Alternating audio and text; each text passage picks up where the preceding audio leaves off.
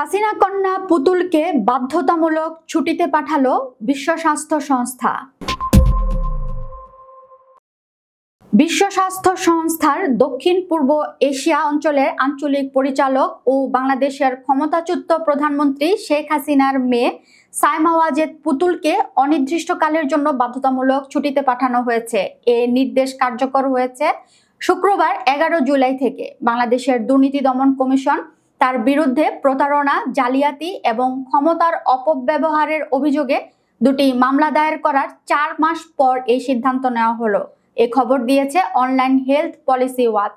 এতে বলা হয়, বিশ্ব স্বাস্থ্য সংস্থার মহাপরিচালক ডক্টর টেড্রোস আধানম ঘেব্রেয়েসাস কর্মীদের কাছে একটি সংক্ষিপ্ত ইমেল পাঠিয়েছেন। তাতে তিনি বলেছেন, সাইমা ওয়াজেদ শুক্রবার থেকে ছুটিতে থাকবেন এবং তার অনুপস্থিতিতে বিশ্ব স্বাস্থ্য সংস্থার সহকারী মহাপরিচালক ডক্টর ক্যাথরিনা বোহেমে অফিসার ইনচার্জ হিসেবে দায়িত্ব পালন করবেন। ডক্টর টেড্রোস আরও জানান, বোহেমে আগামী মঙ্গলবার 15 জুলাই দক্ষিণ পূর্ব এশিয়া আঞ্চলিক কার্যালয়ে নয়াদিল্লিতে যোগ দেবেন। বাংলাদেশের সাবেক প্রধানমন্ত্রী শেখ হাসিনার কন্যা সাইমা ওয়াজেদের বিরুদ্ধে নানা অভিযোগগুলো বিশ্ব স্বাস্থ্য সংস্থার তার আঞ্চলিক পরিচালক পদে নিয়োগপ্রাপ্ত হওয়ার প্রক্রিয়ার সঙ্গে সংশ্লিষ্ট। শেখ হাসিনা গত বছরের অগাস্টে গণবিক্ষোভের মুখে দেশ ত্যাগ করেন। 2024 সালের জানুয়ারিতে সাইমা ওয়াজেদ এই পদে দায়িত্ব নেন, কিন্তু তার প্রার্থিতা শুরু থেকেই বিতর্কে জড়ায়। অভিযোগ ওঠে, তার প্রভাবশালী মা শেখ হাসিনা এই পদে নির্বাচিত করানোর জন্য রাজনৈতিক ও প্রশাসনিক প্রভাব খাটিয়েছেন। দুদক জানুয়ারিতে এই অভিযোগগুলোর তদন্ত শুরু করে।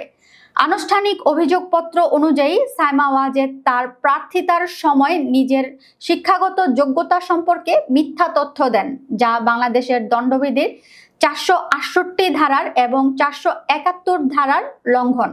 দুদকের পক্ষ থেকে আরও অভিযোগ করা হয়েছে, সাইমা ওয়াজেদ নিজেকে বঙ্গবন্ধু শেখ মুজিব মেডিকেল বিশ্ববিদ্যালয়ে একটি সম্মানসূচক পদে রয়েছেন বলে দাবি করেন, যা বিশ্ববিদ্যালয় কর্তৃপক্ষ অস্বীকার করেছে। এই দাবির মাধ্যমে তিনি বিশ্ব স্বাস্থ্য সংস্থার পদে নিজের যোগ্যতা প্রতিষ্ঠা করার চেষ্টা করেন। এই অভিযোগগুলো বিস্তারিতভাবে তুলে ধরেন দুদকের উপপরিচালক আক্তারুল ইসলাম।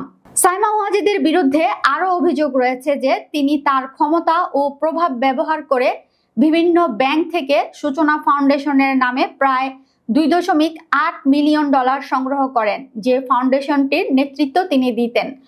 দুদকের মামলায় অর্থ সংগ্রহের পর সেই অর্থ কিভাবে ব্যয় করা হয়েছে সে সম্পর্কে পূর্ণাঙ্গ তথ্য দেওয়া হয়নি। তার বিরুদ্ধে আনা অভিযোগগুলোর মধ্যে রয়েছে প্রতারণা ও ক্ষমতার অপব্যবহার। বাংলাদেশের দণ্ডবিধির 420 ধারা এবং 1947 সালের দুর্নীতি প্রতিরোধ আইনের 5 ধারায় এ অভিযোগ করা হয়েছে। অভিযোগ গঠনের পর থেকে সাইমা ওয়াজেদ দক্ষিণ পূর্ব এশিয়া অঞ্চলে স্বাভাবিকভাবে সফর করতে পারছেন না, কারণ বাংলাদেশে তার বিরুদ্ধে গ্রেফতারি পরোয়ানা জারি রয়েছে।